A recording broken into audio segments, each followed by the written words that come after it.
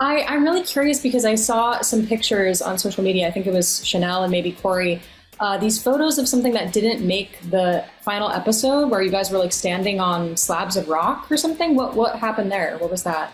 Yeah, this was my least favorite part of the entire final, the thing that I hated the most. But once we got to the fire, we finished day one challenge. We thought it was over for the first day.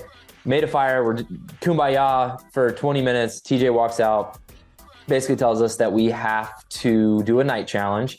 And the night challenge is that we all have to stand up on these columns that are about 12 by 12 inch columns and count by the second without any clocks or anything to an hour. And we have to step off our column within 1 hour and 1 hour and 5 minutes. If we step off of our column too early, we have to restart. And if we step off of our column too late, we have to restart. And we got it wrong twice. And then the third time got it right. So we were counting second by second to an hour for 3 hours straight while standing up on these columns in the middle of the night. And then a couple hours later, wake up to run the final. It was pretty miserable. And the internal clock, all of our internal clocks you'll be surprised how off your internal clock is until you have to try to count to an hour within a 5-minute deficit. It was pretty torturous.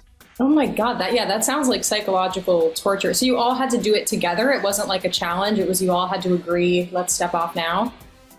It was individual, but I think that probably, didn't make air because we were so collaborative in it. It was not an individual test. We banded together and some people counted seconds while other people kept track of minutes. And, every 10 minutes we're making sure that we were on time and had validators, double counters to make sure that things were in line. And Bananas got it first, actually. So he got the most sleep. Wow. He was on his own and he stepped off within the right time. We unfortunately got it wrong twice. Finally, third time's a charm, but 3 hours had passed and we were shivering and exhausted, ready to go to sleep.